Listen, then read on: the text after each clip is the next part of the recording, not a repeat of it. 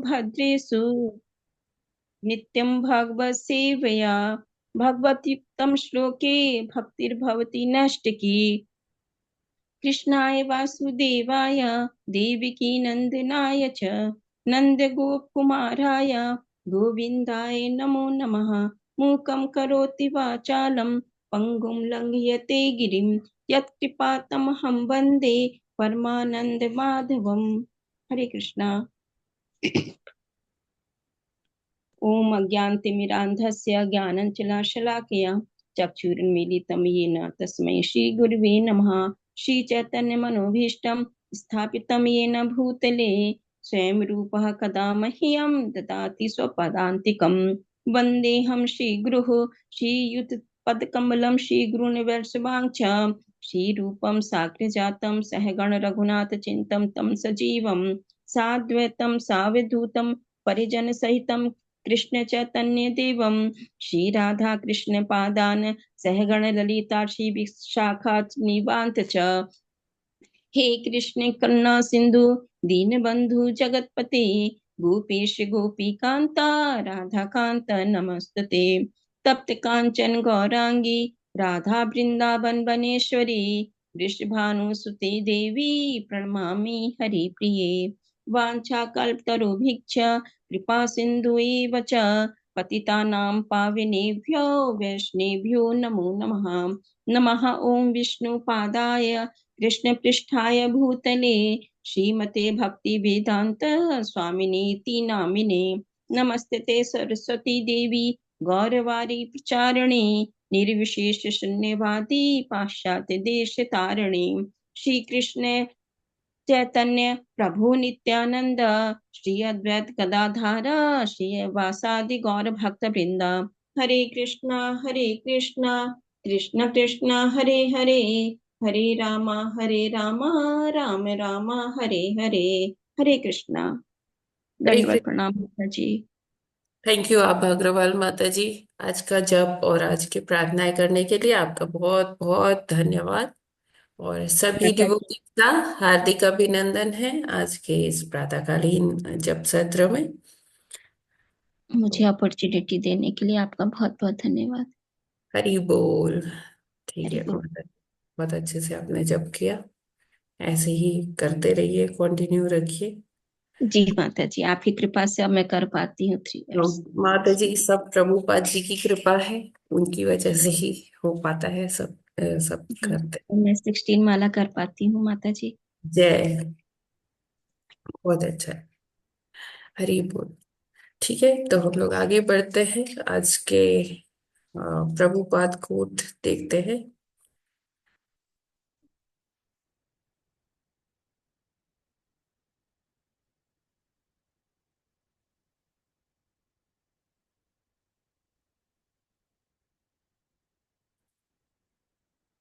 तो आज है 5 फरवरी। और प्रभुपाद जी कहते हैं, तुम्हारा यह सुझाव बहुत अच्छा है कि वृंदावन का भ्रमण करने वाले भक्तों को प्रचार और कीर्तन जैसे कार्यों में संलग्न होना चाहिए। श्री कृष्ण की सेवा के लिए हमने अपना जीवन बलिदान कर दिया, फिर सोने और व्यर्थ बातें करने का समय ही कहाँ है। तुम मेरा उदाहरण देख सकते हो। मेरा एक भी क्षण व्यर्थ नहीं जाता। गुरुदास को लिखा पत्र 5 फरवरी 1977। तो गुरुदास प्रभु जी ने प्रभुपाद जी को पत्र लिखा था। उसमें लिखा था कि जब लोग वृंदावन आते हैं तो वो भक्तों का भी बात कर रहे थे कि वो उसमें मुंडेन टॉक्स, मतलब जो कर्मी लोगों की बातें होती है, भौतिक जगत की बातें होती है, वही करते रहते हैं। वो दर्शन तो करने आए हैं, वो वृंदावन का परिक्रमा कर रहे हैं या मंदिरों में दर्शन कर रहे हैं, लेकिन उनकी जो बातें होती है वो कैसी होती है? वो एकदम भौतिक होती है। तो भक्तों को जब भी वो परिक्रमा करे या दर्शन करे, वृंदावन आ रहे हैं, 2 दिन के लिए आ रहे हैं, 3 दिन के लिए आ रहे हैं, या एक ही दिन के लिए आ रहे हैं, तो वो अपना पूरा समय ना कीर्तन या जप में लगाएं। इधर उधर की बातें ना करें, तो अच्छा होगा अगर हम अपने भक्तों को ऐसे गाइडलाइंस दे दें। तो प्रभुपाद जी कहते हैं कि आपका ये सुझाव मैंने नोट किया है और बहुत सुंदर है। और अगर आप मेरे मुझे फॉलो करते हो, मेरा आचरण से आप समझ सकते हो कि मेरा एक भी क्षण व्यर्थ नहीं जाता है। तो मैं कभी भी कोई व्यर्थ की बातें नहीं करता हूँ, वही बातें करता हूँ जिससे कुछ आप लोग को बता सकूं, या कृष्ण का प्रचार हो पाए। और मैं कभी भी ऐसी कोई बात नहीं करता जो व्यर्थ की हो या प्रजल्पा हो। और प्रभुपा जी कहते हैं मेरे ही उदाहरण से आप सीख सकते हैं कि एक एक पल को, एक एक क्षण को कैसे हमें कृष्ण के लिए डिवोट करना है, कैसे हमें कृष्ण का प्रचार करना है, या उनके हरि नाम जप में वो समय लगाना है, या फिर उनका सेवा में वो क्षण का प्रयोग करना है। तो अगर हम वैसे भी प्रभुपाद जी का जीवन देखते हैं, right from the childhood, Prabhupada ji एक ऐसे परिवार से आते हैं कि जहाँ भक्ति का बहुत शुरू से ही ऐसा एनवायरनमेंट था।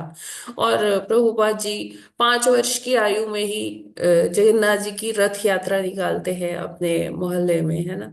और वहाँ सभी बच्चों को एकत्र करके उनके साथ जगन्नाथ जी का रथ यात्रा का प्रायोजन करते हैं। और कोई उनसे पड़ोस के पूछते, बेटा ये रथ कहाँ ले जा रहे हो? कह रहे ये रथ मेरा ना लंदन तक जाएगा। तो प्रभुपाद जी ने अपनी उस जो कथनी है उसे सिद्ध भी करके दिखाया। आज जहाँ पहले जगन्नाथ जी का रथ यात्रा केवल जगन्नाथपुरी में होता था, आज देश विदेशों में बड़े भव्यता के साथ वो रथ यात्रा निकलती है। और प्रभुपाद जी का हम जो पूरा जीवन देखें, तो प्रभुपाद जी ने अपने गुरु महाराज जी को संतुष्ट करने के लिए, उनकी वाणी को सार्थक करने के लिए जो उन्होंने इंस्ट्रक्शंस दिए थे प्रभुपाद जी को, उनके निर्देशन में प्रभुपाद जी ने देश विदेश में हरि नाम का, कृष्ण नाम का प्रचार किया।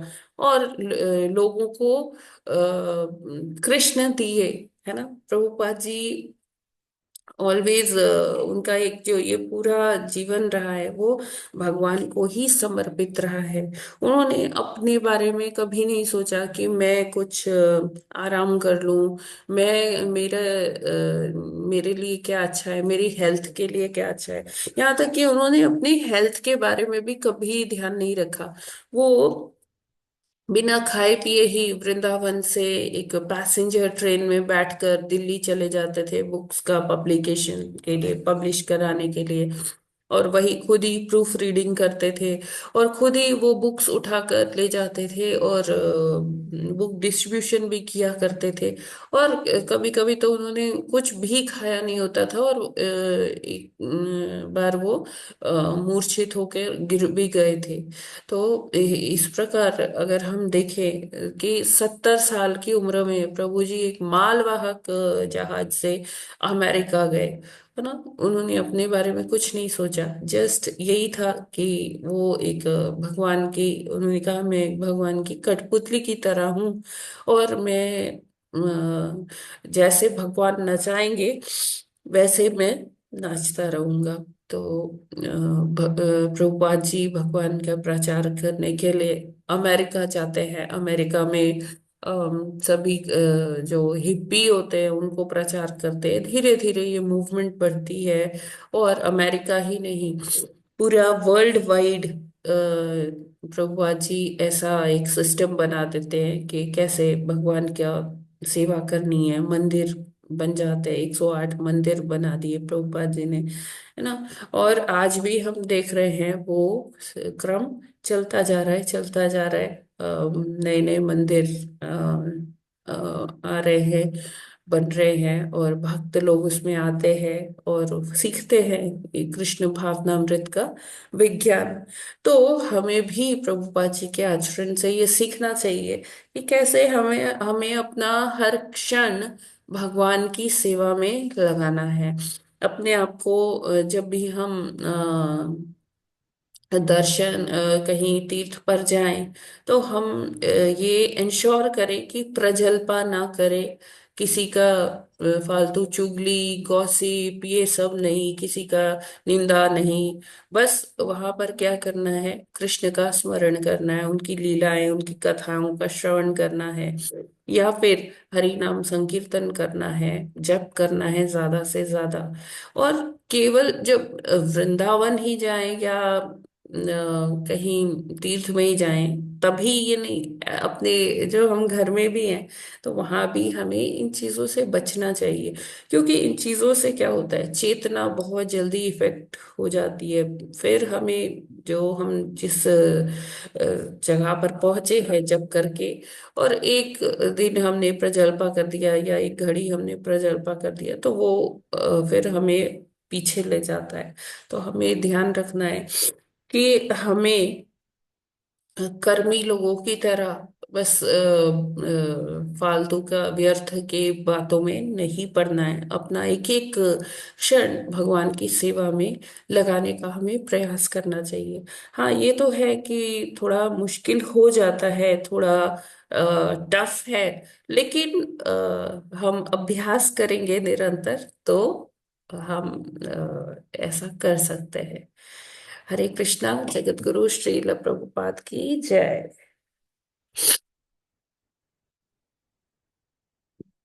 ओके, तो आज फिर से एक पर्व है, और ये पर्व है भीष्म अष्टमी। भीष्म अष्टमी को क्या था कि हम सभी भीष्म देव को जानते हैं कि भीष्म देव कौन है। भीष्म देव जो है,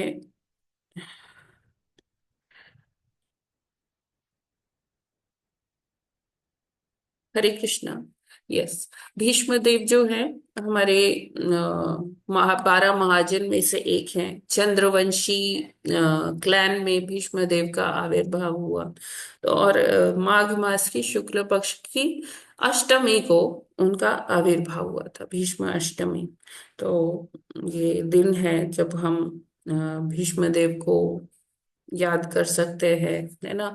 और जो उनका ये, वैसे तो भीष्मदेव कौन है, एक वसु हैं, अष्ट वसुओं में से एक वसु हैं, जिनका नाम था देव। देव, है ना। और इनको एक श्राप के कारण यहाँ पर भौतिक जगत में आना पड़ा। और इनके पिताजी कौन थे, महाराज शांतनु, वो जो भरतवंशियों में या चंद्रवंशियों में आते हैं। और इनकी माता कौन है, स्वयं गंगा जी हैं, गंगा पुत्र भीष्म हैं ये, ना।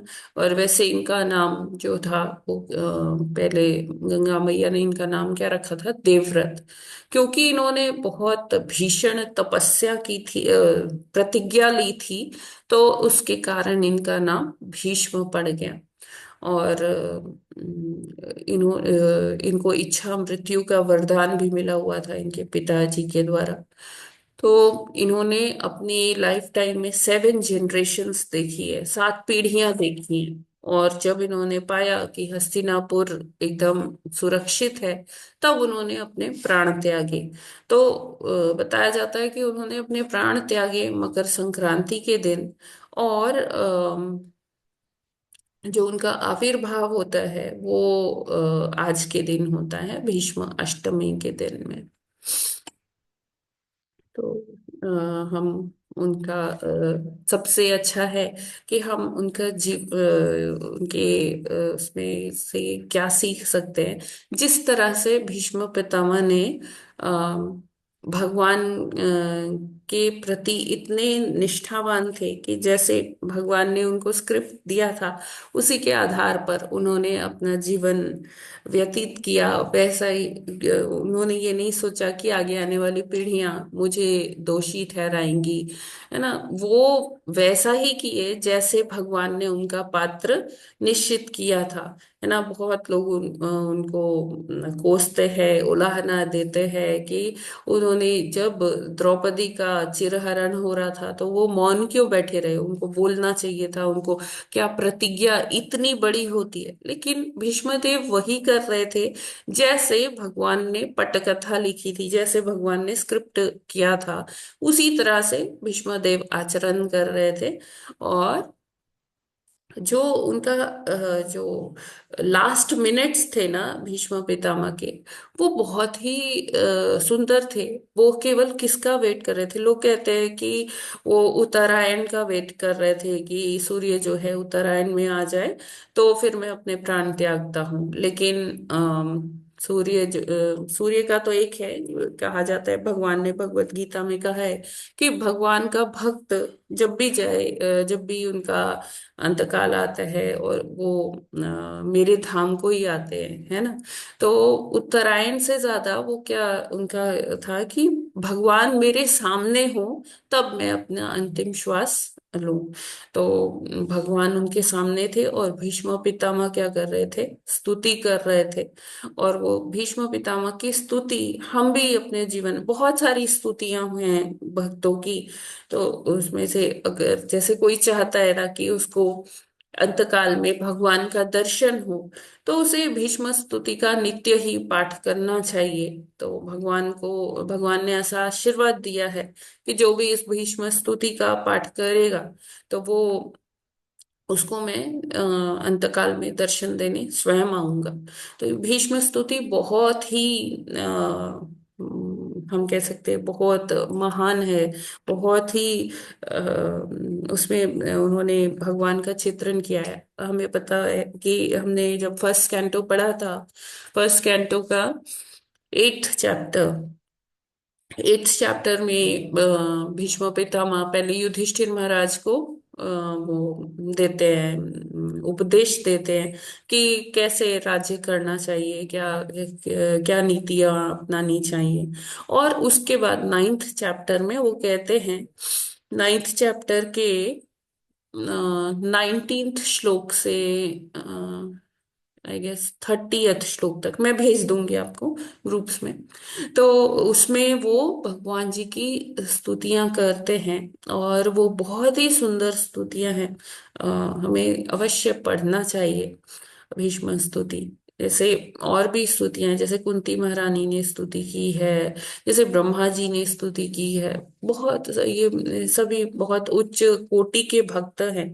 तो उसी प्रकार भीष्म जी की भी स्तुति जो है वो बहुत बहुत सुंदर है।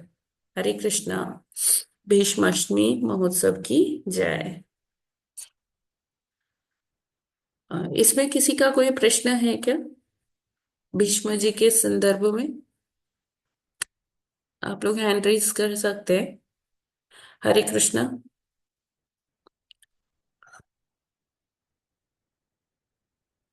ओके। यस, अच्युत प्रिया माता जी प्लीज अनम्यूट करिए। हरे कृष्ण माता जी, दंडवत प्रणाम, सभी भक्तों को भी प्रणाम। माता जी, ये आपने बताया वसु थे, तो वसु क्या समझे हम?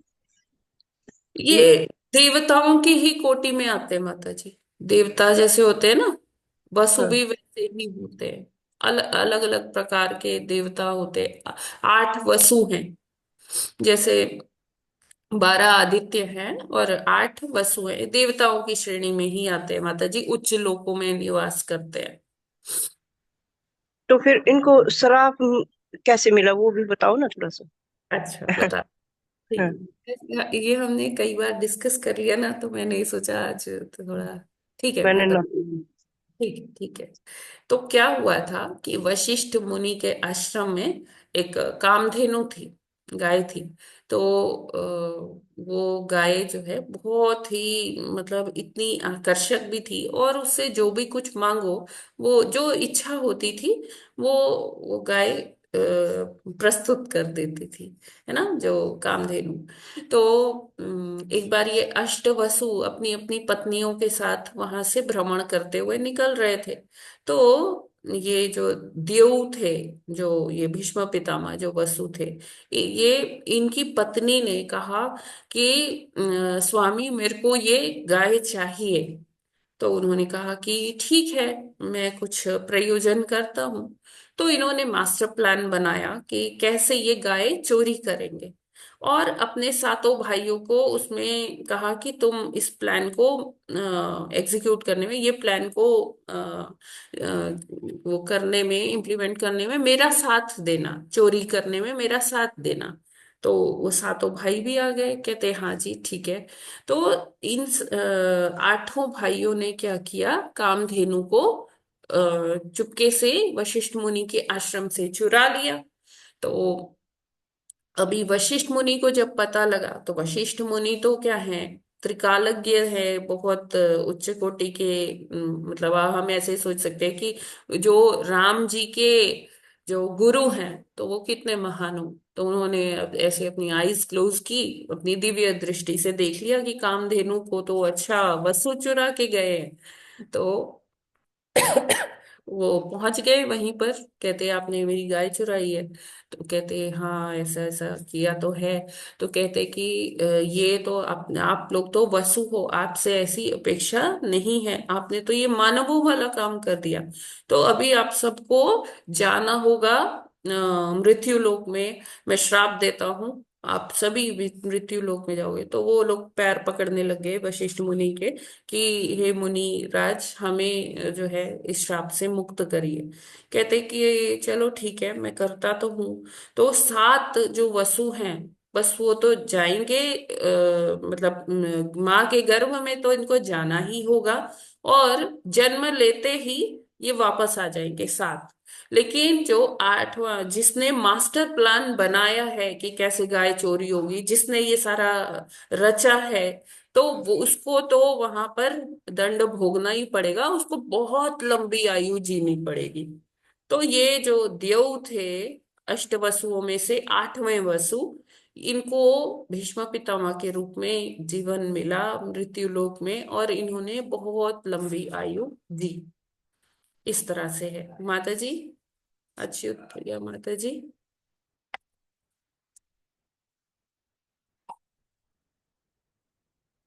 माता जी शायद।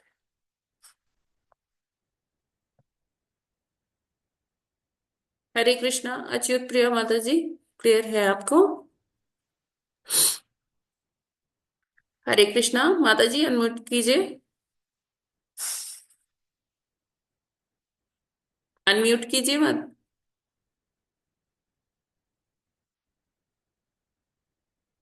अच्छा, ठीक है, क्लियर है। अरे मैं आपको अनम्यूट कर रही हूँ माता जी, आप देखो अनम्यूट करो ना। जी जी माता जी, वो हो नहीं रहा था। अच्छा, धन्यवाद माता जी। मैंने तो ठीक। पहली बार सुना आज। बहुत अच्छा, अच्छे। क्लियर हरी है। हरी। ठीक जी है। जी। जी। हरी। ओके, थैंक यू माता जी। आ, इंदु माता जी, यस, अनम्यूट कीजिए। हरे कृष्ण माता जी, दंडवत हाँ जी, प्रणाम। माता जी, धन्यवाद। ये आठ वसु नाग को तो नहीं कहते थे? कुछ पता नहीं, मुझे ये कंफ्यूजन आता जी। नहीं नहीं नहीं, नाग नहीं अच्छा है, वसु नाग नहीं, नहीं नहीं। अच्छा अच्छा, ठीक है माता जी, हरे कृष्ण। हरे कृष्णा माता जी। Yes, any other question?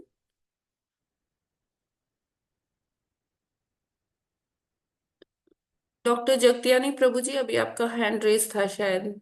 हाँ माता जी, अब आज वाले तो सब हो गए। बहुत अच्छा आपने बताया, सब सुन लिया, पूर्व में भी बताया था। अच्छा। कल आपने बताया था कि जो भगवान की मूर्ति या विग्रह है उनको मूर्ति न समझा जाए, ये तो ठीक है। हम्म। फिर आपने ये भी कहा कि हरे कृष्ण मंत्र जो है आध्यात्मिक युग से इसकी तरंगे आती हैं। इसके ऊपर एक लाइन, दो लाइन बता दीजिए कि हरे कृष्ण मंत्र जो है हम लोग जपते हैं तो ये दिव्य है, यस, साधारण शब्द नहीं। तो ये दिव्य है। कहते हैं कि गोलोक से भगवान जब अपनी बंसी बजाते हैं, उसमें से ये ध्वनि आती है हरे कृष्ण महामंत्र की। और इवन आज जो हम श्लोक पढ़ने वाले हैं, उसमें भी बताया जा रहा है कि जब गरुड़ विष्णु जी को लेकर अपने पंख फड़फड़ाते हैं, उसमें से भी सामवेद के श्लोक, उनके पंखों के फड़फड़ाने से सामवेद के श्लोक की ध्वनि आती है। तो ये भौतिक जगत नहीं है, ये आध्यात्मिक जगत की बात हो रही है। जो दिव्य हस्तियां हैं उनकी बात हो रही है। तो चाहे वो गरुण जी के पंखों से ध्वनि आने की बात हो या भगवान की बंसी में से वो ध्वनि आने की बात हो, कहते हैं कि जितने भी सुर हैं आज जो म्यूजिक वर्ल्ड में लोग जिनका प्रयोग कर रहे हैं, कहते हैं 7 सुर हैं, है ना। तो वो सब भी कहाँ से आते हैं? वो भगवान की बांसुरी में से ही वो सुरों का उत्पत्ति बताई गई है ना। सामवेद में उसकी चर्चा की गई है। और सामवेद में जितने श्लोक हैं वो कैसे आते हैं? कहते हैं जब गरुड़ जी अपने पंख पर फड़फड़ाते हैं तो वहां से वो आते हैं। तो ये सारा बहुत दिव्य है। हमारी जो भौतिक इंद्रिय है वो इसको परसीव नहीं कर पाती है इजीली। हम इसको सोचते हैं कैसे होता होगा ये कैसे गोलोक से वहां से ध्वनि चल रही है और यहाँ तक चली आ रही है। तो कोई साधारण व्यक्ति वो मुरली नहीं बजा रहे ना, वो स्वयं कृष्ण बजा रहे हैं और उनकी मुरली की तान फिर अ, गोलोक से इधर भी आ सकती है। और वो ही जो हम बोलते हैं, जो हम हरि नाम करते हैं, तो वो उसी का एक मतलब उसी का एक अंश समझ लीजिए। जो आज संगीत है वो सब वहीं से आ रहा है, भगवान की बांसुरी में से। ठीक है प्रभु जी। ठीक है हरे माता जी, हरे कृष्ण। राइट। तो अभी हम आगे बढ़ते हैं भागवतम अध्ययन की ओर।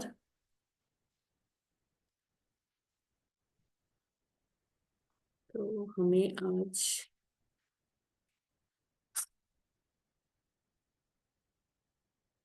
34th श्लोक का करना है।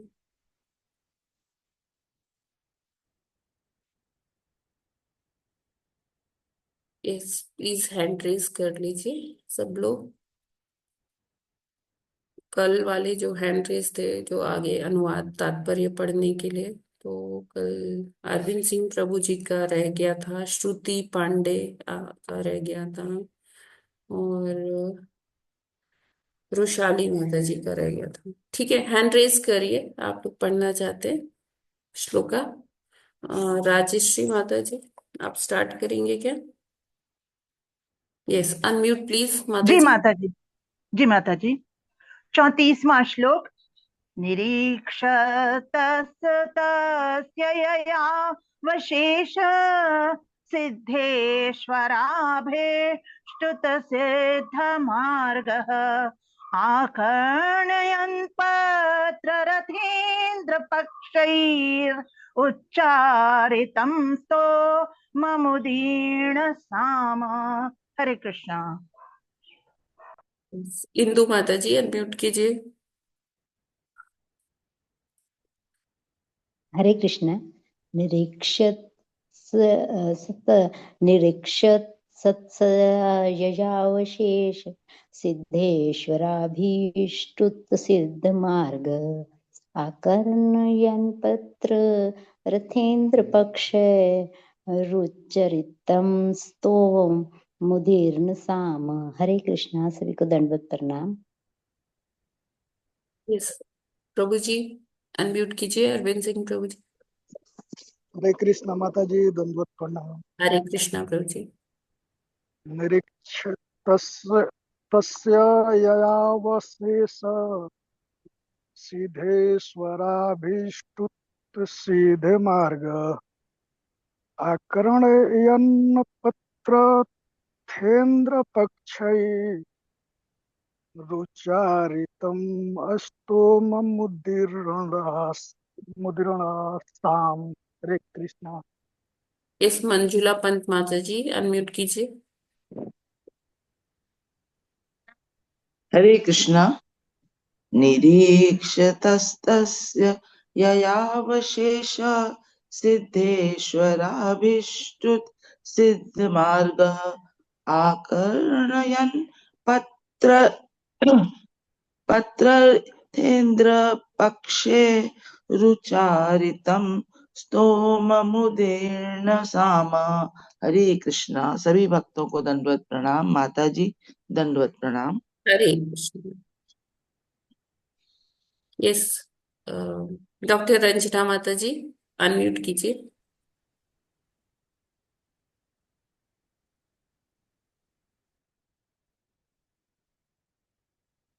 अनम्यूट कीजिए माता जी। हरे कृष्ण माता जी, सादर प्रणाम। हरे कृष्णा। निरीक्षतस्य निरीक्षतस्य यथावशेष सिद्धेश्वराभीष्ट तदित्वमार्गः आकर्ण्यन्नपत्ररेतन्द्रपक्षये उच्चारितं स्तोत्रमुदीर्ण साम। अर्थात पढ़े। हाँ, एक सब मिनट माता जी, और लोग भी पढ़ ले। जी यस, माता जी। Anybody else?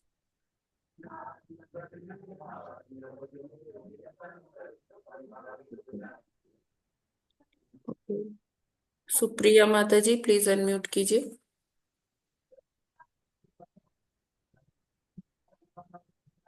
अनम्यूट कीजिए माता जी। हरे कृष्णा माता जी, वो नहीं हो रहा था। हरे अच्छा, कृष्णा, सादर प्रणाम माता जी। प्रणाम। सबको प्रणाम। निरीक्षतस्य निरीक्षतस्तस्य ययावशेष सिद्धेश्वराभीष्टु तस्सिद्धमार्गः आकर्णयन् पत्ररथेन्द्रपक्षे रुच्चारितं स्तोममुदीर्ण साम। हरे कृष्णा। हरे कृष्णा। यस, अरविंद सिंह प्रभु जी, आप कल पढ़ना चाहते थे आगे। अनम्यूट कीजिए। जी माता जी। शब्दार्थ अनुवाद एवं तात्पर्य श्रीला प्रभुपाद जी द्वारा। श्रीला प्रभुपाद जी की जय। निरीक्षतः तस्य, उसके देखते देखते, यययु, वे चले गए, अशेष समस्त, सिद्ध ईश्वर, मुक्त जीवों से अभिष्टुत, प्रशंसित, सिद्ध मार्ग, वैकुंठ लोक का रास्ता, अकर्णण्य, सुनते हुए, पत्र रथ इंद्र, गरुड़ पक्षी राज के पक्षई पंखों से उच्चारितम, निकलने वाले, सतोमम, स्तुति, उदीर्ण साम, साम वेद की आधार स्वरूप। अनुवाद। खड़े हुए करदम मुनि के देखते देखते भगवान प्रभु जी, वै पहले ऐसे बोलेंगे, शब्दार्थ अनुवाद और तात्पर्य श्रील प्रभुपाद जी के द्वारा। श्रील प्रभुपाद जी की जय। फिर अभी अभी पढ़िए अनुवाद। खड़े हुए करदम मुनि के देखते देखते भगवान वैकुंठ जाने वाले मार्ग से प्रस्थान कर गए। जिस मार्ग की प्रशंसा सभी महान मुक्त आत्माएं करती है, मुनि खड़े खड़े भगवान के वाहन गरुड़ के फड़फड़ाते पंखों से गुंजादित सामवेद के मंगल चारण जैसे लगने वाली ध्वनि को सुनते रह गए। आप एक्सप्लेन करेंगे माता जी या तात्पर्य पढ़ूं? प्रभु जी, आप पढ़ दीजिए तात्पर्य। तात्पर्य शिला प्रभुपाद जी के द्वारा। शिला प्रभुपाद की जय। वैदिक साहित्य में बताया गया है कि भगवान को सर्वत्र ले जाने वाले दिव्य पक्षी गरुड़ के दोनों पंख सामवेद के दो विभाग हैं, जिन्हें बृहत रथांतर कहा जाता है। चूंकि गरुड़ भगवान के वाहक का कार्य करता है, अतः उसे समस्त वाहनों का दिव्य राजकुमार कहा जाता है। गरुड़ ने अपने दोनों पंखों से सामवेद गुंजारित करना प्रारंभ कर दिया, जिसका गायन बड़े बड़े साधु संत भगवान को शांत करने के लिए करते हैं। भगवान की पूजा ब्रह्मा, शिव, गरुड़ तथा अन्य देवता चुने हुए श्लोकों से करते हैं, किंतु बड़े बड़े साधु ऋषि वैदिक साहित्य के यथा उपनिषदों तथा सामवेद के स्त्रोतों से उनकी पूजा करते हैं। यही सामवेद की ध्वनियां भक्त को सुनाई पड़ती है। जब भगवान के अन्य महान भक्त गरुड़ अपने पंख को फड़फड़ाता है। यहाँ यह स्पष्ट उल्लेख है कि करदम मुनि उस मार्ग को देखने लगे जिससे होकर भगवान बैकुंठ ले जाए जा रहे थे। इस प्रकार इसकी पुष्टि होती है कि भगवान अपने बैकुंठ धाम से जो दिव्य आकाश में है उतरते हैं और गरुड़ उन्हें ले जाता है। सामान्य श्रेणी के दिव्य ज्ञानी बैकुंठ को जाने वाले मार्ग की पूजा नहीं करते। जो पहले से भव बंधन से मुक्त हैं वे ही भगवान के भक्त हो सकते हैं, और जो भव बंधन से मुक्त नहीं हुए हैं वे दिव्य भक्ति को नहीं समझ सकते। भगवत गीता में स्पष्ट उल्लेख है, यततामपि सिद्धा नाम।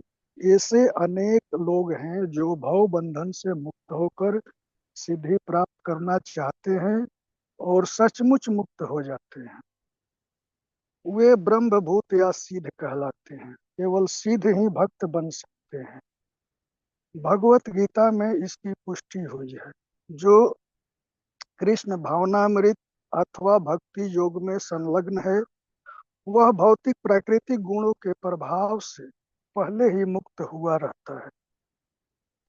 यहाँ इसकी भी पुष्टि होती है कि मुक्त पुरुष ही भक्ति मार्ग की पूजा करते हैं, बद्धजीव नहीं। बद्धजीव भगवान की भक्ति को नहीं समझ सकते। करदम मुनि मुक्त जीव थे जिन्होंने भगवान का साक्षात दर्शन किया था। उनके मुक्त होने में कोई संदेह नहीं था। अतः वे गरुड़ को भगवान सहित बैकुंठ जाते देख सकने में समर्थ थे और गरुड़ के पंखों से सामवेद के सार हरे कृष्ण की ध्वनि को निकलते हुए सुन सकते थे। Hare Krishna. Thank you so much प्रभु जी। तो यहाँ जैसे ये बता रहे कि भगवान करदम मुनि से संवाद कर रहे थे, और जैसे ही वो संवाद करके वहां से प्रस्थान किए भगवान जी, तो करदम मुनि उनको प्रस्थान करने जो उनका मार्ग था वो पूरा मार्ग देख पा रहे थे, और वो देखते देखते भगवान वैकुंठ की ओर निकल गए। और जिस मार्ग की प्रशंसा सभी महान मुक्त आत्माएं करती हैं, तो वो मार्ग हम लोग नहीं देख सकते अपनी इंद्रियों से। हमें नहीं पता चलेगा कि भगवान जैसे कल के श्लोक में हमने पढ़ा था कि भगवान कौन है। भगवान का एक नाम क्या है, अधोक्षज, है ना। और हम अपनी जो हमारी ये मटेरियल सेंसेस है, हमारी भौतिक इंद्रियां हैं, हम इन भौतिक इंद्रियों से भगवान को परसीव नहीं कर, भगवान को समझ नहीं सकते, देख नहीं सकते, सुन नहीं सकते।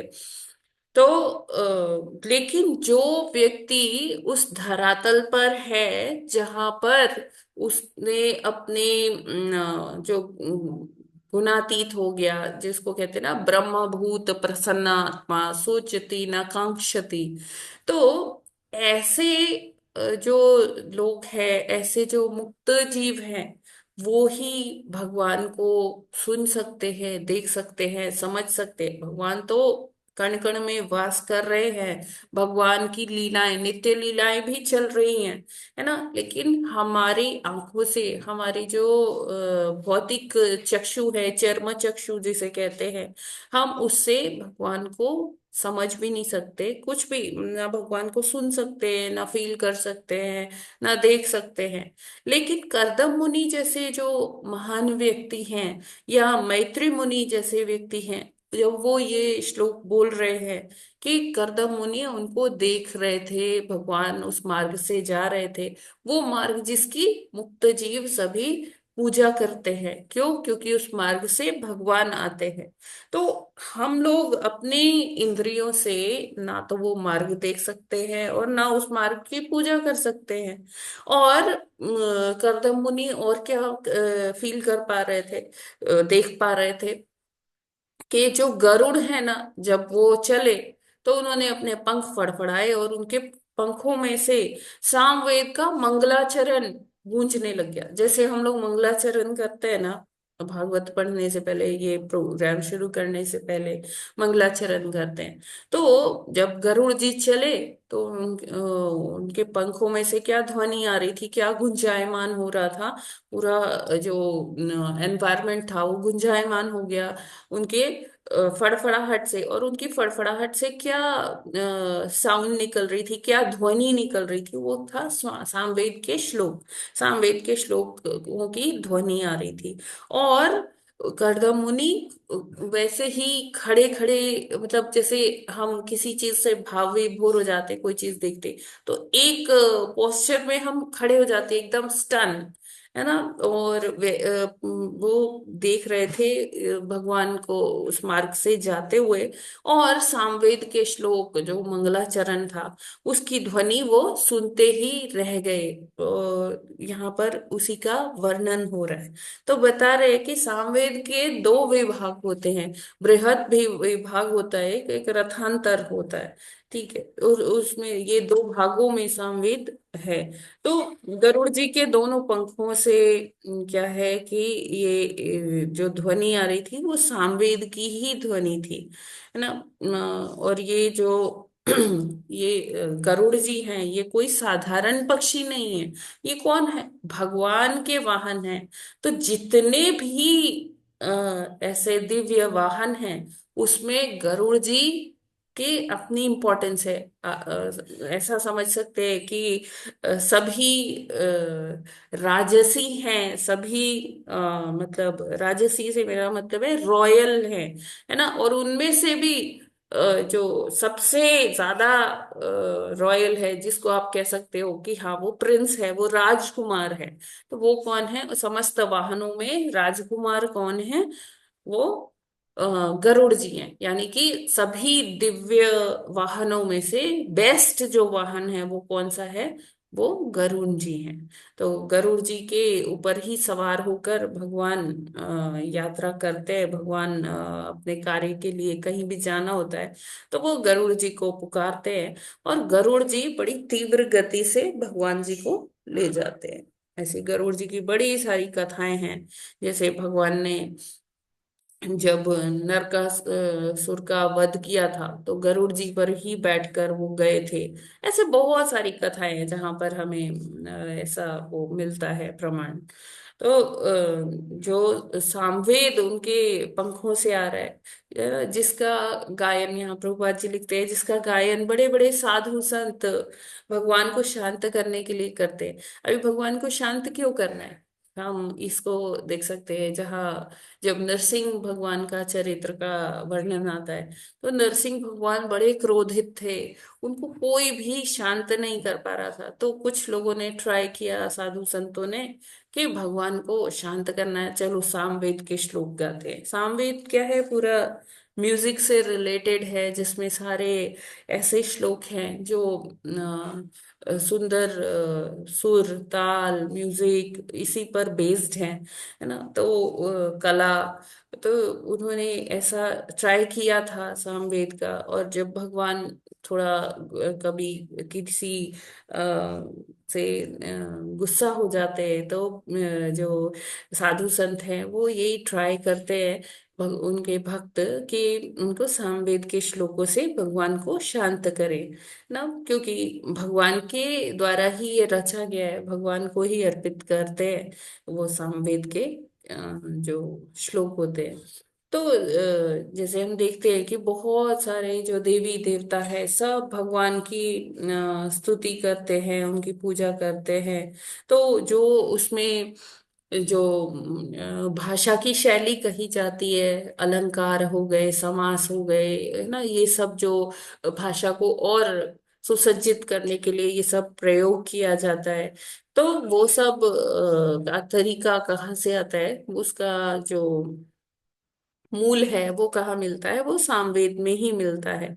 और जो बड़े बड़े जो हमारे संत होते हैं, जो उस धरातल पर होते हैं, कि जो भगवान को देख सुन सकते हैं अपनी इंद्रियों से, तो वो जो है सामवेद के जो श्लोक हैं उनसे भगवान को वो ऑफर करते हैं, पूजा करते हैं उन्हीं से। और इस सामवेद जो है, ये एक ऐसा वेद है जिससे मतलब जो आर्ट, जो कला क्षेत्र है, उससे ये रिलेटेड है। ठीक है। और फिर आगे बताते हैं कि इसका प्रयोग कौन कर सकते हैं, कौन भगवान को देख सकते हैं। वो ही देख सकते हैं जो मुक्त आत्माएं हैं। और ये मुक्त आत्माएं कौन हैं? ये मुक्त आत्माएं वो है कि जो सदैव ही, जो नित्य मुक्त होती है, एक नित्य बद्ध होती है, एक नित्य मुक्त होती है। तो जो मुक्त आत्माएं हैं वो भगवान को देख सकते हैं, भगवान को समझ सकते हैं। यहाँ प्रभुपाद जी लिखते हैं कि ये ध्वनियां भक्त को सुनाई पड़ती हैं जब भगवान के अन्य महान भक्त गरुड़ अपने पंख को फड़फड़ाता है। और करदम मुनि क्या कर रहे हैं कि वो मार्ग को देख रहे हैं जहां से भगवान वापस अपने धाम को प्रस्थान कर रहे हैं। और प्रभुपाद जी देखिए यहाँ पर मेंशन करते हैं कि सामान्य श्रेणी के दिव्य ज्ञानी वैकुंठ को जाने वाले मार्ग की पूजा नहीं करते। अभी पूजा कैसे करेंगे जब उन्हें पता ही नहीं चल रहा कि भगवान क्या कहाँ से जा रहे हैं, कौन सा वो रास्ता उनको दिख ही नहीं रहा, उनके सेंसेस, उनको उनकी इंद्रिया से पता ही नहीं चल रहा है। अब देखिए क्या होता है कि जैसे जो वैज्ञानिक है वो शोध करते हैं, है ना, तो उनको पता चलता है कि हाँ ऐसी भी तरंगे होती हैं जो हमें हमारी आंखों से दिखती नहीं है, ना सुनती है। जैसे अब कह लीजिए अल्ट्रासोनिक जो वेव्स हैं, या जो इलेक्ट्रोमैग्नेटिक वेव्स हैं, वो हमारी ऐसे आंखों को दिखती नहीं है। लेकिन जब वो कुछ ऐसे एक्सपेरिमेंट्स करते हैं, शोध करते हैं, तो वो समझ पाते हैं कि हाँ ये तरंगे हैं ऐसी जो हमारे ब्रह्मांड में हैं, और इनका अस्तित्व है, लेकिन ये हमारी आंखों को नहीं दिखती है। तो वो उसके लिए कुछ कृत्रिम सा प्रयोग करना पड़ता है, शोध करना पड़ता है, तब उसकी पुष्टि हो पाती है। तो उसी तरह से कि भगवान और ये जो दिव्य कार्यकलाप ये होते हैं, हमारी इंद्रियों को नहीं दिखते हैं। तो उसके लिए हमें भी कुछ विशेष करना होता है, उस धरातल पर पहुंचना पड़ता है जहां पर वो हम उस चीजों को परसीव कर पाए। जैसे एक श्रील भक्ति विनोद ठाकुर का एक पुस्तक है जैव धर्म, है ना। तो जैव धर्म में ये मेंशन है कि जो ब्रह्मभूत है, जो भगवान का भक्त है, वो दो श्रेणी में होते हैं। एक स्वरूपगता, और एक है अ, वास्तुगता। तो स्वरूपगता जो है वो है कि अभी उसने भक्ति शुरू किया है, इनिशियल लेवल पर है, बस अभी भक्ति स्टार्ट की है। तो वो जो है वो अ, अभी अपने स्वरूप को पहचानने के लिए प्रयास कर रहा है कि वो क्या है, उसका आध्यात्मिक जगत में कैसा स्वरूप होगा, वो ट्राई कर रहा है उसे फाइंड आउट करने का, है ना, उसको ढूंढने का ट्राई कर रहा है। और वो अपनी भक्ति में जो गुरु के द्वारा प्रदत्त भक्ति है, वो उस प्रक्रिया को फॉलो कर रहा है। अभी वो नहीं देख पा रहा कि भगवान कहाँ क्या बोल रहे हैं, कहाँ से आ रहे हैं, कहाँ जा रहे हैं, या गरुड़ भगवान को ले जा रहा है, या भगवान वैसे ही प्रकट हो रहे हैं। तो वो ये सब उसको नहीं समझ में आ रहा। और एक होता है वस्तुगत, जिसको वास्तव में आध्यात्मिक जगत में उसका क्या रोल है, क्या वो किस प्रकार की भगवान की सेवा में रत है। तो वो जिसे वास्तव में ये चीज पता है कि रियलिटी में वो क्या है, वो भगवान की सेवा किस रूप में करता है, तो उनको वो चीजें सब पता है। जैसे हम बड़े बड़े अपने आचार्यों की बात कर सकते हैं, शैली गोस्वामी की बात कर सकते हैं, कि उनको अपने रूप का वास्तव में ज्ञान था। तो वो उसके किस भाव में वो भगवान की सेवा में रत रहते हैं। तो ऐसे ही लोग जो है वो भगवान के कार्यकलाप को समझ पाते हैं, उनको प्रत्यक्ष अपने चक्षुओं से देख पाते हैं, अपने कर्णों से सुन पाते हैं, है ना। वो एक अलग धरातल पर होते हैं, है ना। ब्रह्मभूत, फिर से रिपीट कर देती हूँ कि ब्रह्मभूत दो प्रकार के होते हैं, एक स्वरूप गता और एक वस्तुगता। तो स्वरूप गता वो है कि जो अपने स्वरूप को प्राप्त करने के लिए, उसको ढूंढने के लिए वो प्रयासरत है, भक्ति में है, लेकिन वो अभी उस लेवल पर नहीं है, उस स्तर पर नहीं है जहां से वो ये दिव्य कार्यकलापों को समझ सकते हैं, है ना। जस्ट उन्होंने भक्ति अभी मार्गदर्शन में, गुरु के, वैष्णवों के मार्गदर्शन में शुरू किया है। और जो वस्तुगता है वो वास्तव में अपने स्वरूप के बारे में जानते हैं, उच्च कोटि के शुद्ध भक्त है। जैसे कि यहाँ पर चर्चा हो रही है करदम मुनि की, और करदम मुनि क्या कर रहे हैं, वो देख पा रहे हैं, पहले वो सुन पा रहे थे, देख पा रहे थे, भगवान का दर्शन कर पा रहे थे कि भगवान उनसे क्या कह रहे हैं। और जब भगवान वहां से प्रस्थान कर गए तो वो भगवान को जाते हुए भी वो दिव्य मार्ग को देख पा रहे हैं। वो मार्ग जिसकी, जो उच्च कोटि के लोग होते हैं वो क्या करते हैं, उसकी पूजा करते हैं। तो यहाँ पर देखिए प्रभुपाद जी लिखते हैं कि जो पहले से भव बंधन से मुक्त है वे ही भगवान के भक्त हो सकते हैं, और जो भव बंधन से मुक्त नहीं हुए हैं वे दिव्य भक्ति को नहीं समझ सकते। तो अभी क्या है कि जैसे मेरे जैसे जो कंडीशन सोल है, जो बद्ध जीव है, वो अभी उस स्थिति में नहीं पहुंचे हैं, वो भव बंधन से मुक्त नहीं हुए, अभी भी हम ये भव बंधन की बेड़ियों से जकड़े हुए हैं। और इसलिए हम दिव्य भक्ति को नहीं समझ पाते, दिव्य कार्यकलापों को नहीं देख सुन सकते हैं अपनी इंद्रियों से। और ऐसे अनेक लोग हैं जो भवबंधन से मुक्त होकर सिद्धि प्राप्त करना चाहते हैं, और जो सचमुच मुक्त हो जाते हैं वे ब्रह्मभूत या सिद्ध कहलाते हैं। ठीक है। और ये जो ब्रह्मभूत लोग हैं ये ही भक्त। भक्त जब यहाँ बात हो रही है तो भक्त कौन से भक्तों की बात हो रही है, शुद्ध भक्तों की बात हो रही है, जो भक्ति योग का बहुत अच्छे से पालन करते हैं, उसी में संलग्न रहते हैं, और भगवान के जो भक्ति है उसी में हमेशा रत रहते हैं। तो यहाँ से, यहाँ इसकी भी पुष्टि होती है कि मुक्त पुरुष ही भक्ति मार्ग की पूजा करते हैं, बद्ध जीव नहीं। बद्ध जीव भगवान की भक्ति को नहीं समझ पाते। करदम मुनि मुक्त जीव थे जिन्होंने भगवान का साक्षात दर्शन किया था, उनके मुक्त होने में कोई संदेह नहीं था, अतः वे गरुड़ को भगवान सहित वैकुंठ जाते देख सकने में समर्थ थे, और गरुड़ के पंखों से सामवेद के सार हरे कृष्ण की ध्वनि को निकलते हुए सुन सकते थे। तो अभी होगा, अभी हम सोचे कि यहाँ तो मंगलाचरण बोला गया था, कि मंगलाचरण सुनाई दे रहा था, अभी क्या लिख रहे हैं, हरे कृष्ण। तो जो सामवेद के श्लोक हैं उसमें हाँ म्यूजिक के बारे में बताया गया है, लेकिन वो म्यूजिक कैसा म्यूजिक है, वो इटर्नल म्यूजिक है, वो दिव्य है ना। और वो दिव्यता का सार जो है, वो श्लोकों का सार जो है, जो भी उसमें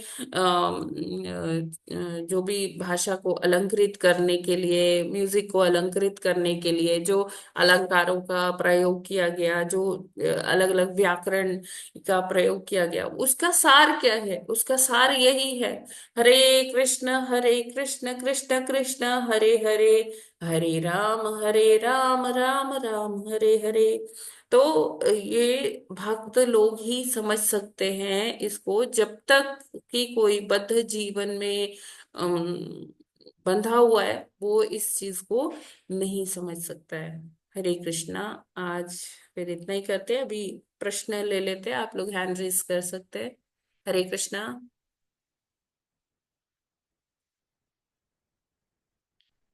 यस प्रभु जी, अनम्यूट कीजिए। हरे कृष्ण जय श्री प्रभु माता जी। जी। हरे कृष्णा।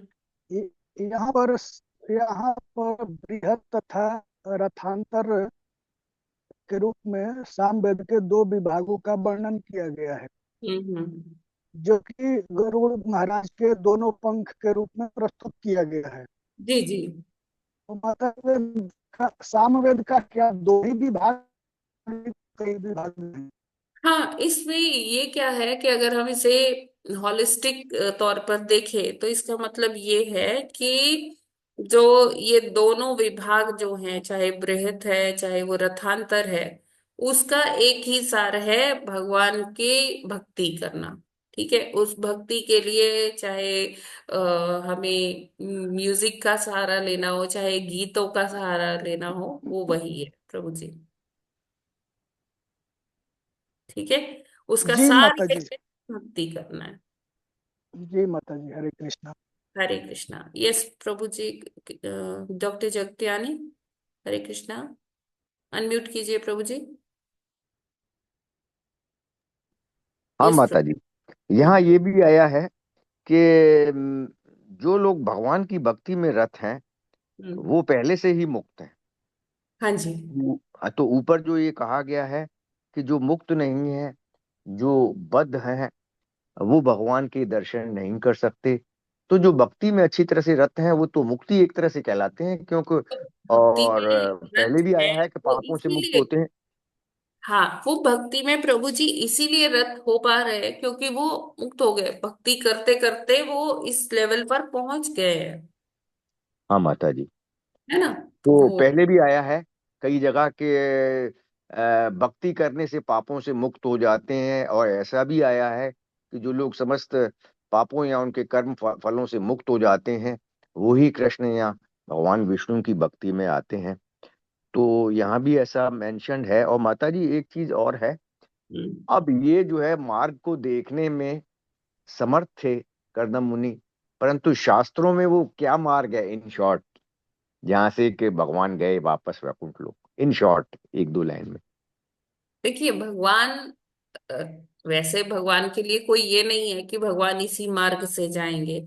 है ना? जैसे आ, हम अपने भौतिक जीवन में देखते हैं कि ट्रैफिक पुलिस होती है जो सारा मार्गों को कंट्रोल करती है। कभी एक रोड ब्लॉक कर देती है, यहाँ से नहीं जाना है, कभी उधर कर देती है, इधर से नहीं जाना है ना? तो वीआईपी मूवमेंट्स होते हैं, तो बड़े सारे उसमें टेंट्रम्स होते हैं। लेकिन भगवान तो फ्री है, वो किधर से भी जा सकते हैं। लेकिन हाँ, जो ये दिव्य जो भक्त है, जो भगवान को समझ पाते हैं, तो वो ही देख पाते हैं प्रभु जी कि भगवान कहाँ से आए, कहाँ को जा रहे हैं। है ना? हाँ माता जी, तो फिर तो दिव्य ऐसे लोग कौन से कोई मार्ग की भक्ति करें, कहते हैं हाँ, ना हम कि लोग ऐसे कहीं वो डिस्टिंग्विश नहीं कर सकते कि हाँ इधर, अच्छा इधर से ये ऐसे जा रहा है, गूगल मैप से नेविगेट कर ले और देखे कि हाँ ये मार्ग कहाँ से कहाँ जा रहा है। अभी हम उस अवस्था में ही नहीं पहुंचे हैं। ठीक है माता जी, हरे कृष्ण। ठीक है। हरे कृष्णा। यस, और कोई प्रश्न? यस, कविता पांडे माता जी, प्लीज अनम्यूट कीजिए। हरे कृष्ण माता जी, आज मेरा थोड़ा नेट प्रॉब्लम आ गई थी, अभी खोला है मैंने। इसका वो अच्छा। मिल जाएगा ना हाँ हाँ, यस माता जी, रिकॉर्डिंग है। और ये 38 39 तक हुआ है? नहीं नहीं, बस आज एक श्लोक हुआ है माता जी। 34। अच्छा अच्छा 34 ही हुआ है। हाँ, जी एक ही श्लोक हुआ जी है। आज वो भीष्माष्टमी है तो पहले हम लोग उसकी चर्चा कर रहे थे। जी जी जी जी जी, थैंक यू माता जी। और कोई प्रश्न किसी का? हरे कृष्णा। ठीक है, तो फिर हम लोग आज यहीं पर विराम करते हैं। ओके। यस, नारायणी माधवी देवीदासी माता जी, प्लीज अनम्यूट कीजिए। हरे कृष्ण माता जी, दंडवत प्रणाम। हरे कृष्णा माता जी, धन्यवाद प्रणाम। माता जी आज फास्ट रखना है क्या? भीष्म अष्टमी के लिए नहीं? माता जी, हम भीष्म देव की स्तुति कर सकते हैं। जैसे कल अच्छा। भी फास्टिंग था ना, तो हाँ जी हाँ। जैसे अगले दिन फास्टिंग होती है तो फिर हम उसी में ही मान लेते हैं उसे। अच्छा। और ऐसा अभी कोई मंदिर से ये भी नहीं आया कि आज फास्टिंग है ना। तो कल तो ठीक था ही, है। तो अगले दिन का हाँ जैसे जी। वो वाराह द्वादशी आएगी, एकादशी अभी 8 तारीख को है ना, तो उसके बाद जो वाराह द्वादशी आएगी तो हम उसका व्रत एकादशी में ही मान लेते हैं कि हमने एकादशी का व्रत अच्छा। किया है ना। अच्छा, तो वैसे ठीक ही है। ठीक है, ठीक। मेनली हमें ठीक है। भीष्म देव जी के जो चरित्र है उससे प्रेरणा लेनी चाहिए, भीष्म स्तुति का पाठ करना चाहिए, है ना। बताइए कौन से लेसन में मेरी भी आगे से ये निकल गई first class? First first canto के 9वें अध्याय में श्लोक नंबर 19 से लेकर 31 तक है। मैं अभी ग्रुप्स में सेंड कर देती हूँ ठीक। भीष्म ठीक है स्तुति। मतलब। ठीक है जी। धन्यवाद का माता जी। हमें पाठ करना चाहिए भीष्म स्तुति का। ठीक है मतलब। ठीक है, हरे और कृष्ण माता कोई जी, प्रश्न प्रणाम। या टिप्पणी? यस, अरविंद सिंह प्रभु जी, हरे कृष्णा। हरे कृष्णा माता जी। माता जी, क्या सिर्फ इसी एकादशी के बाद बराह द्वादशी आएगा या हर एकादशी के बाद बराह द्वादशी आता है? प्रभु जी, भगवान का जन्म मतलब भगवान का आविर्भाव तो एक ही दिन होगा ना, हर एकादशी के बाद कैसे होगा? वाराह भगवान का हमने चर्चा किया, मतलब पढ़े है ना अध्याय में, कि जब जी जी। हिरण्याक्ष का वध करने के लिए वाराह भगवान आए थे, तो वही जी जी। वाराह भगवान का ये बर्थडे है। 9 तारीख को, इस बार 9 फरवरी को है। प्रादुर्भाव एकादश। हाँ, भैमी एकादशी के बाद। ठीक ठीक है है माता जी। जी। जी हरे हरे कृष्ण। हरे कृष्णा प्रभु जी। यस, इंदु शर्मा माता जी, अनम्यूट कीजिए माता जी। हरे कृष्ण माता जी, हाँ जी। दंडवत प्रणाम। माता जी वो जो आप भेजेंगे वो हिंदी अनुवाद वाला होगा या अकेले श्लोक भेजेंगे? मैं देखती हूँ माता जी। नहीं नहीं, कौन सा अध्याय दे बताया उससे पढ़ लेंगे, को पता नहीं कौन फर्स्ट सा कैंटो दूसरा। First canto 9th chapter. ठीक है ठीक है, उससे हिंदी पढ़ लेंगे, आप वाला वो दूसरा पढ़ लेंगे तो वो समझ आ जाएगा। ठीक है जी माता जी जी। जी। ठीक है ठीक है ठीक है ठीक माता। है। हरे कृष्ण माता जी, दंडवत प्रणाम। ये धन्यवाद प्रणाम। नीता श्रीवास्तव माता जी, please unmute. Doctor Neeta Srivastava माता जी, हरे कृष्णा। हरे कृष्ण माता जी। हरे यस, कृष्ण माता जी। हरे कृष्णा। दंडवत प्रणाम माता जी। धन्यवाद प्रणाम माता जी। माता जी अब अपने से अनम्यूट नहीं हो पाता है। आज मैं पहली बार इसको देख हाँ, रही हूँ। थोड़ा सा यस माता जी। एक्चुअली फिर अच्छा। रिकॉर्डिंग होता है टेक्निक ना, तो फिर उसमें थोड़ा जब सुनो तो बड़ा बीच बीच क्योस में डिस्टर्ब लगता होता है। है ना। जी इसलिए जी जी माता जी, हाँ ये तो है खैर। माता जी मुझे जानना था कि एकादशी कब है? 8 तारीख को माता जी, 8 अच्छा। फरवरी हाँ। आज तो मतलब हमें रखना है और 9 को पारण है। 9 को पारण है, और 12 द्वादशी भी है इस बार। अच्छा, 9 तारीख को। हम्म। जी माता जी, तो 9 को भी फिर व्रत रखना होगा? नहीं नहीं, वही मैं कह रही थी ना कि जैसे एक वैष्णव तिथि के बाद जब दूसरी इकट्ठे हो जाती है तो व्रत दोनों का एक दिन मान लिया जाता है। जी जी माता जी जी। तो 12 द्वादशी का अलग से नहीं करना है, क्योंकि हमें एकादशी का पारण तो समय पर ही करना पड़ेगा ना। तो 12 भगवान का अभिषेक कर सकते हैं, पुष्पाभिषेक या जैसे भी कर सकते हैं। उनको 56 भोग का ऑफर कर सकते हैं। जी माता जी। और फिर 10 तारीख को नित्यानंद त्रयोदशी है। हाँ माता जी, वो सेंटर पे 9 को ही सेलिब्रेट किया जा रहा है। अच्छा। उस दिन सबकी छुट्टी है ना, तो पहले से ही हम लोग को हाँ। बता दिया यस। था कि 9 तारीख को नित्यानंद त्रयोदशी की सेलिब्रेशन है पूरा। चलिए ठीक जी है। माता जी, हरे और कृष्णा माता जी। हरे कृष्णा माता जी। यस, मंजुला पंत माता जी प्लीज अनम्यूट। हरे कृष्णा माता जी। 8 हरे। तारीख को मुझे जाप करना है। मेरे साथ एक जन और है, 2 जन शेयर कर रहे हैं। तो हाँ हाँ पहले मुझे करना है, क्योंकि दोनों का नाम है ना, कि पहले उन्हें करना है, दोनों का नाम है साथ में। हाँ, शायद अरविंद सिंह प्रभु जी का है, तो जी एक बार पूछ लेते 5 हैं। बजे। जी 5 बजे मैं शुरू कर दूं? प्लीज अनम्यूट कीजिए। हरे कृष्णा जी माता जी, मैं 5:30 बजे के बाद कर लूंगा। आप 5:30 बजे के बाद, ठीक है प्रभु जी। माता जी आप कंफर्टेबल है 5 बजे? जी जी माता जी। ओके ठीक माता है, जी।